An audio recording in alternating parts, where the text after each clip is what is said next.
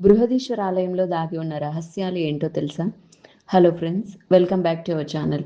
భారతదేశంలో ఎన్నో అద్భుతమైన ఆలయాలున్నాయి. కొన్ని ఆలయాలు వాటి ఆధ్యాత్మిక విశిష్టతతో ప్రసిద్ధి చెందితే, మరికొన్ని ఆలయాలు వాటి నిర్మాణ శైలి, చరిత్ర, శిల్పకళతో ప్రపంచాన్ని ఆశ్చర్యపరుస్తాయి. అలాంటి ఆలయాల్లో ఒకటి తమిళనాడులోని తంజావూరులో ఉన్న బృహదీశ్వర ఆలయం. దాదాపు 1000 సంవత్సరాల చరిత్ర ఉన్న ఈ ఆలయం గురించి మనం ఎన్నో విషయాలు వింటూ ఉంటాం. కానీ ఈ ఆలయాన్ని చూస్తే మొదట మనకు వచ్చే ప్రశ్న ఒక్కటే. ఇంత భారీ ఆలయాన్ని 1000 సంవత్సరాల క్రితం ఎలా నిర్మించారు? ఇంత పెద్ద పెద్ద గ్రానైట్ రాళ్లను ఎలా తరలించారు? 13 అంతస్తుల ఎత్తుకు భారీ రాళ్లను ఎలా చేర్చారు?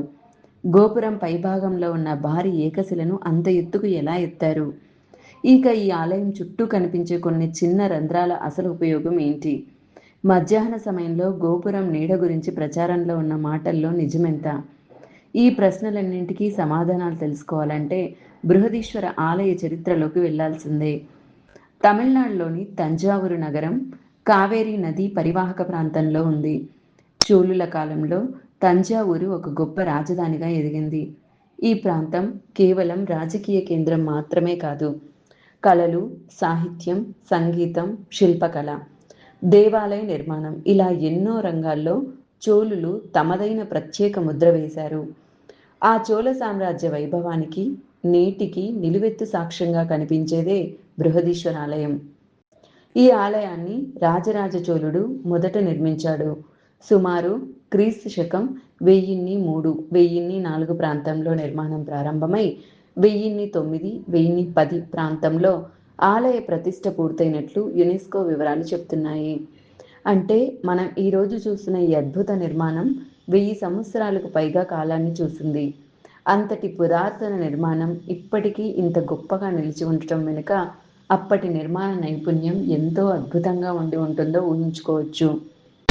ఈ ఆలయాన్ని కేవలం ఒక శివాలయంగా మాత్రం చూడటమే సరిపోదు.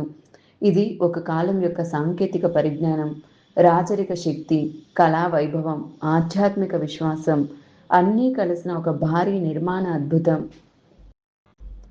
అందుకే బృహదీశ్వర ఆలయం 2004 నుంచి గ్రేట్ లివింగ్ చోళా టెంపుల్స్ అనే యునెస్కో ప్రపంచ వారసత్వ సంపదలో భాగంగా గుర్తింపు పొందింది.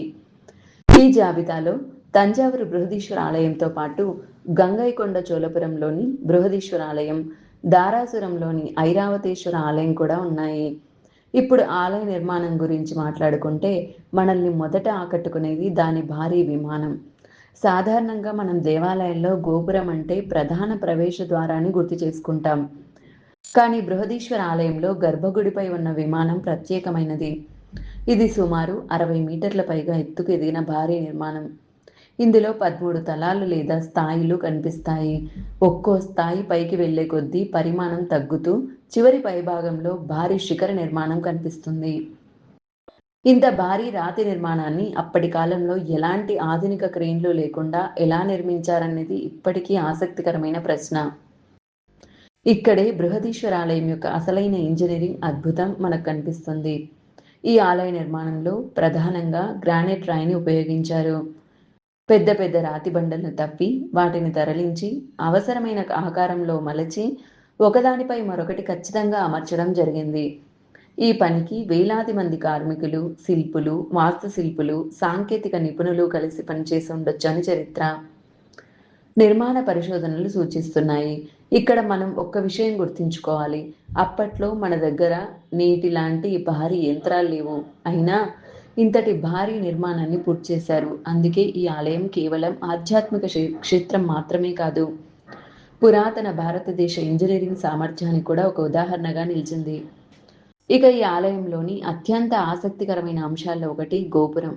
గోపురం పైభాగంలోని భారీ రాతి నిర్మాణం. దాని బరువు సుమారు 80 టన్నుల వరకు ఉంటుంది. అనేక అధ్యయనాలు చెప్తున్నాయి. ఇప్పుడు ఒక్కసారి ఆలోచించండి. సుమారు 80 టన్నుల బరువున్న ఒక భారీ రాతిని 60 మీటర్లకు పైగా ఎత్తులో ఎలా చేర్చారు?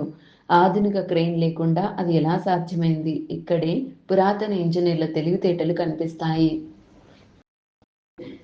చరిత్రకారులు, ఇంజనీరింగ్ నిపుణుల మధ్య ఎక్కువగా చర్చించబడే సిద్ధాంతం ఒకటి ఉంది. అదే పొడవైన మట్టి ర్యాంప్ సిద్ధాంతం. ఆలయం ఎత్తుకు క్రమంగా చేరేలా చాలా దూరం వరకు ఒక మట్టి ర్యాంప్ నిర్మించి ఉంది. దాని మీద రాళ్లను నెమ్మదిగా పైకి లాగి ఉండవచ్చని భావిస్తున్నారు. ఈ విధానంలో రోలర్లు, తాళ్లు, మనుషుల శ్రమ, జంతువుల సహాయం వంటి పద్ధతులు ఉపయోగించి ఉండవచ్చని అంచనా. ఇది నిజంగా ఎలా జరిగిందనే విషయంలో ప్రతి వివరానికి పూర్తి ఆధారం మనకు లేకపోయినా, భారీ రాయిని నేరుగా పైకి ఎత్తడం కంటే పొడవైన వాలుదారి ద్వారా పైకి తీసుకెళ్లటం అప్పటి సాంకేతిక పరిజ్ఞానానికి అనుకూలమైన పద్ధతిగా కనిపిస్తోంది. అంటే మన పూర్వీకులు యంత్రాలు లేకపోయినా ఇంజనీరింగ్ ఆలోచన లేకుండా ఈ నిర్మాణాన్ని చేయలేదు. అందుకు బదులుగా ప్రకృతి, భౌతిక శాస్త్రం, మానవ శ్రమను అద్భుతంగా ఉపయోగించుకున్నారు. ఇక ఆలయంలోకి అడుగు పెట్టగానే మన దృష్టిని ఆకర్షించేది భారీ నంది విగ్రహం. శివాలయాల్లో నందికి ప్రత్యేకమైన స్థానం ఉంటుంది. బృహదీశ్వరాలయంలోని నంది కూడా తన భారీ పరిమాణంతో ప్రత్యేక ఆకర్షణగా నిలుస్తోంది. నంది తర్వాత మన దృష్టి గర్భగుడి వైపు వెళ్తుంది. అక్కడ భారీ శివలింగం దర్శనమిస్తుంది. ఈ ఆలయ నిర్మాణం అంతా శివుని చుట్టూ ఒక గొప్ప ఆధ్యాత్మిక సాంస్కృతిక భావనతో రూపొందించబడింది. గర్భగుడి చుట్టూ ఉన్న గోడలు, శిల్పాలు, మండపాలు, రాతి నిర్మాణాలు చూస్తే చోళుల శిల్పకళ ఎంత ఉన్నత స్థాయిలో ఉండేదో అర్థమవుతుంది. ముఖ్యంగా ఆలయ గోడలపై కనిపించే దేవతా విగ్రహాలు, దక్షిణామూర్తి, సూర్యుడు, చంద్రుడు వంటి శిల్పాలు ప్రత్యేకమైనవి. అంతేకాదు అష్టదిక్పాలకులకు సంబంధించిన శిల్పాలు కూడా ఈ ఆలయ నిర్మాణంలో ముఖ్యమైన భాగంగా ఉన్నాయి.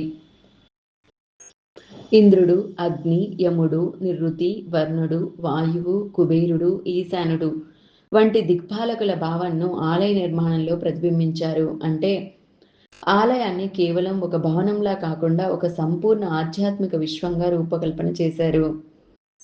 ఈ ఆలయ గోడలపై ఉన్న శిల్పాలను చూస్తే మరో విషయం కూడా అర్థమవుతుంది. చోళుల కాలంలో శిల్పకళ కేవలం అలంకరణ కోసం మాత్రమే కాదు, కథలు, దేవతా భావనలు, నృత్య భంగిమలు, రాజరిక వైభవం, ఆధ్యాత్మిక ఆలోచనలు అన్నింటినీ రాతిలో చెక్కి భవిష్యత్ తరాలకు అందించే ఒక భాషగా శిల్పకళను ఉపయోగించారు. ఈ ఆలయంలోని శిల్పాలు అందుకు గొప్ప ఉదాహరణలు. ముఖ్యంగా గర్భగుడి పరిసరాల్లో నాట్యశాస్త్రానికి సంబంధించిన కరణ భంగిమలు చెక్కబడి ఉండటం చోళుల కాలంలో నృత్య కళకు ఉన్న ప్రాధాన్యతను తెలియజేస్తుంది. ఇక ఈ ఆలయానికి సంబంధించిన మరో ఆసక్తికరమైన విషయం దాని నిర్మాణ పద్ధతి. ఈరోజు మనం ఒక భారీ భవనం నిర్మించాలంటే సిమెంట్, స్టీల్, కాంక్రీట్, భారీ యంత్రాలు ఇలా ఎన్నో అవసరాలు ఉంటాయి. కానీ 1000 సంవత్సరాల క్రితం నిర్మించబడిన బృహదీశ్వర ఆలయం ప్రధానంగా రాతి నిర్మాణంపై ఆధారపడి ఉంది. అందుకే ఈ ఆలయం మనకు ఒక ప్రశ్నను మళ్ళీ మళ్ళీ వేస్తుంది. ఇంత భారీ రాతి నిర్మాణాన్ని అప్పటి శిల్పులు ఎలా లెక్కలు వేసి నిర్మించారు? ఏ రాయి ఎక్కడ ఉండాలి? ఎంత బరువును ఏ గోడ భరించాలి? ఏ కోణంలో రాయిని అమర్చాలి? ఎత్తు పెరిగే కొద్దీ నిర్మాణం ఎలా స్థిరంగా ఉండాలి? ఇవన్నీ ముందుగానే ఆలోచించి ఉండాల్సిందే. అందుకే బృహదీశ్వరాలయం గురించి మాట్లాడేటప్పుడు ఆధ్యాత్మికతతో పాటు ఇంజనీరింగ్ను కూడా తప్పకుండా ప్రస్తావించుకోవాలి. ఇక ఇప్పుడు మనం ఎక్కువగా వినే ఒక రహస్యానికి వస్తే అది ఆలయ గోపురం నీడ గురించి. చాలా సంవత్సరాలుగా ఈ ఆలయ గోపురం నీడ మధ్యాహ్న సమయంలో నేలపై పడదని ఒక ప్రచారం ఉంది. ఈ మాట ఈ ఆలయానికి సంబంధించిన అత్యంత ప్రసిద్ధ కథల్లో ఒకటిగా మారింది. అయితే దీన్ని అక్షరాల అద్భుతం లేదా శాస్త్రానికి అందని రహస్యం అని చెప్పడం కంటే ఆలయ నిర్మాణం, సూర్యుడి స్థానం, ప్రదేశం యొక్క ఆకాంక్ష, నిర్మాణ పరిమాణం వంటి అంశాలను పరిశీలించడం మంచిది. కొన్ని సందర్భాల్లో గోపురం నీడ ఆలయ ప్రాంగణంలోని నిర్మాణాలపై లేదా పీఠంపై పడటం వల్ల బయట నేలపై ప్రత్యేకంగా కనిపించకపోవచ్చు. కాబట్టి ఈ విషయాన్ని ఒక ఆసక్తికరమైన నిర్మాణ లక్ష్యంగా చూడాలి. కానీ శాస్త్రీయ ఆధారం లేని అద్భుతంగా చెప్పకూడదు. అయినప్పటికీ ఈ ప్రచారం ఎందుకు ఇంతకాలం కొనసాగిందంటే ఆలయ నిర్మాణంలోని ఖచ్చితత్వం నిజంగానే ఆశ్చర్యపరిచే స్థాయిలో ఉండటమే కారణం. ఇక మరో ఆసక్తికరమైన విషయం ఆలయం చుట్టూ కనిపించే రాతి నిర్మాణాలు, చిన్న చిన్న రంధ్రాలు, కొన్ని రాతి తోరణాలు, నిర్మాణ భాగాల్లో కనిపించే చిన్న రంధ్రాలు. వాటి నిర్మాణ ప్రయోజనం ఏంటనే ప్రశ్నను కలిగిస్తున్నాయి. వాటికి సంబంధించిన ఖచ్చితమైన వివరణ ప్రతి చోట మనకు అందుబాటులో లేకపోవచ్చు. అందుకే ఇలాంటి విషయాలు రహస్యమని చెప్పేటప్పుడు కూడా జాగ్రత్తగా ఉండాలి. ఎందుకంటే ఒక నిర్మాణం వెనుక ఉన్న అసలు ఉద్దేశం కాలక్రమంలో మర్చిపోయి ఉండొచ్చు, లేదా అది నిర్మాణ సమయంలో ఉపయోగించిన తాత్కాలిక పద్ధతికి సంబంధించిన గుర్తయి ఉండొచ్చు. కానీ అదే సమయంలో ఈ చిన్న వివరాలే బృహదీశ్వర ఆలయాన్ని మరింత ఆసక్తికరంగా మారుస్తాయి. ఇక ఈ ఆలయం కేవలం తంజావూరుకే పరిమితమైన చరిత్ర కాదు. రాజరాజ చోళుడి తర్వాత అతని కుమారుడు రాజేంద్ర చోళుడు కూడా చోళ సామ్రాజ్యాన్ని మరింత విస్తరించాడు. గంగా నది వరకు తన విజయాలను విస్తరించిన తర్వాత గంగైకొండ చోళపురం అనే కొత్త రాజధాని నిర్మించాడు. అక్కడ కూడా మరో బృహదీశ్వర ఆలయాన్ని నిర్మించాడు. తంజావూరు ఆలయానికి ఉన్న గొప్ప నిర్మాణ సాంప్రదాయాన్ని రాజేంద్ర చోళుడి ఆలయం కూడా కొనసాగించింది. ఈ రెండు ఆలయాలను చూస్తే చోళరాజులు కేవలం యుద్ధాలు చేసి సామ్రాజ్యాన్ని విస్తరించిన పాలకులు మాత్రమే కాదని అర్థమవుతోంది. వారు ఆలయాలను పరిపాలన, కళలు, ఆర్థిక వ్యవస్థ, ఆధ్యాత్మిక జీవితం, సామాజిక కార్యకలాపాల కేంద్రాలుగా కూడా అభివృద్ధి చేశారు. బృహదీశ్వర ఆలయ గోడలపై కనిపించే శాసనాలు కూడా ఇందుకు ముఖ్యమైన ఆధారాలు. ఈ శాసనాల్లో ఆలయానికి సంబంధించిన దానాలు, భూములు, సేవలు, కళాకారులు, నిర్వహణ వంటి అనేక విషయాల గురించి సమాచారం లభిస్తుంది. అంటే ఆలయం ఒక పూజా స్థలం మాత్రమే కాకుండా ఒక పెద్ద వ్యవస్థగా పనిచేసిందని అర్థమవుతుంది. ఈ కారణంగానే యునెస్కో కూడా గ్రేట్ లివింగ్ చోళా టెంపుల్స్ను చోళుల నిర్మాణం, శిల్పకళ, చిత్రకళ, కాంస్యకళ, సాంస్కృతిక సాంప్రదాయాలకు గొప్ప సాక్ష్యంగా గుర్తించింది. ఇక బృహదీశ్వర ఆలయంలో మరో ప్రత్యేకత ఏంటంటే ఇంత పురాతనమైన ఆలయం అయినప్పటికీ ఇక్కడ ఇప్పటికీ పూజా కార్యక్రమాలు కొనసాగుతూ ఉండటం. 1000 సంవత్సరాల క్రితం ప్రారంభమైన ఆలయ సాంప్రదాయం నేటికి జీవించి ఉండటం వల్లే దీన్ని లివింగ్ టెంపుల్ అని కూడా అంటారు. అంటే ఇది కేవలం మ్యూజియంలో పెట్టిన చారిత్రక కట్టడం కాదు. నేటికి భక్తులు వస్తారు, పూజలు జరుగుతాయి, పండుగలు జరుగుతాయి, ఆధ్యాత్మిక సాంప్రదాయాలు కొనసాగుతాయి. ఇదే ఈ ఆలయానికి ఉన్న అసలైన గొప్పతనం. మనం సాధారణంగా పురాతన కట్టడాలు చూసినప్పుడు అవి గతంలో జరిగిన ఒక కథకు గుర్తుగా కనిపిస్తాయి. కానీ బృహదీశ్వర ఆలయం మాత్రం గతాన్ని, వర్తమానాన్ని కలిపి ఒక జీవంతమైన వారసత్వంగా కనిపిస్తుంది. ఈ ఆలయాన్ని చూస్తే చోళులు రాళ్లతో కేవలం ఒక భవనాన్ని నిర్మించలేదని అర్థమవుతుంది. వారు తమ సామ్రాజ్య శక్తిని, శివభక్తిని, కళలను, విజ్ఞానాన్ని, నిర్మాణ నైపుణ్యాన్ని ఒకే చోట రాతిలో నిలిపారు. అందుకే బృహదీశ్వర ఆలయాన్ని చుట్టుముట్టిన ప్రతి రాయి ఒక కథ చెప్తుంది. ప్రతి శిల్పం ఒక చరిత్రను గుర్తు చేస్తుంది. ప్రతి శాసనం ఒక కాలాన్ని మన ముందుకు తీసుకొస్తుంది. గోపురం ఎత్తు మనల్ని ఆశ్చర్యపరుస్తుంది. నంది విగ్రహం తన భారీ రూపంతో ఆకట్టుకుంటుంది. గర్భగుడిలోని శివలింగం భక్తిని కలిగిస్తుంది. గోడలపై ఉన్న శిల్పాలు కళా వైభవాన్ని చూపిస్తాయి. పై భాగంలో ఉన్న భారీ రాతి నిర్మాణం పురాతన ఇంజనీరింగ్ను గుర్తు చేస్తుంది. ఈ మొత్తం నిర్మాణాన్ని ఒకసారి చూస్తే మనకు ఒక విషయం స్పష్టమవుతుంది. 1000 సంవత్సరాల క్రితం జీవించిన మన పూర్వీకుల దగ్గర ఆధునిక యంత్రాలు లేకపోయినా ఆలోచించే శక్తి ఉంది, లెక్కలు వేసే పరిజ్ఞానం ఉంది, ప్రకృతిని అర్థం చేసుకునే సామర్థ్యం ఉంది, రాయిని కలగా మార్చే నైపుణ్యం ఉంది, భారీ నిర్మాణాన్ని తరతరాలుగా నిలిచేలా చేసే దూరదృష్టి ఉంది.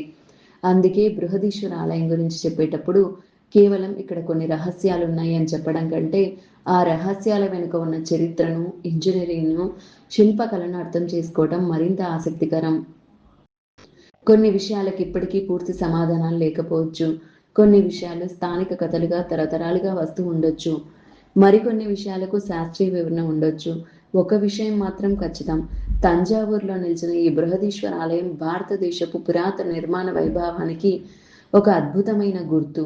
రాజరాజ చోళుడు నిర్మించిన ఈ మహా ఆలయం 1000 సంవత్సరాల తర్వాత కూడా ప్రపంచం నలుమూలల నుంచి ప్రజలను ఆకర్షిస్తూనే ఉంది. కాలం మారింది, రాజ్యాలు మారాయి, సామ్రాజ్యాలు అంతరించిపోయాయి. కానీ రాతిలో చెక్కిన ఈ కళ మాత్రం అలాగే నిలిచిపోయింది. అందుకే బృహదీశ్వర ఆలయం ఒక దేవాలయం మాత్రమే కాదు, అది చోళుల ప్రతిభకు సాక్ష్యం, భారతీయ శిల్పకళకు ప్రతీక, పురాతన ఇంజనీరింగ్కు ఒక గొప్ప ఉదాహరణ, మన చరిత్ర ఎంత గొప్పదో గుర్తు చేసే ఒక జీవంతమైన వారసత్వం. మరి ఇలాంటి 1000 సంవత్సరాల చరిత్ర ఉన్న ఆలయాన్ని మీరు ఎప్పుడైనా ప్రత్యక్షంగా చూడాలనుకుంటున్నారా? ఈ ఆలయంలో మీకు అత్యంత ఆశ్చర్యకరంగా అనిపించిన విషయం ఏదో కామెంట్లో చెప్పండి. ఇలాంటి చరిత్ర, ఆలయ రహస్యాలు, మన దేశంలోని అద్భుతమైన ప్రదేశాల గురించి మరిన్ని ఆసక్తికర వీడియోల కోసం మన ఛానల్ని సబ్స్క్రైబ్ చేయండి. వీడియో నచ్చితే లైక్ చేయండి, మీ ఫ్రెండ్స్ అండ్ ఫ్యామిలీతో షేర్ చేయండి.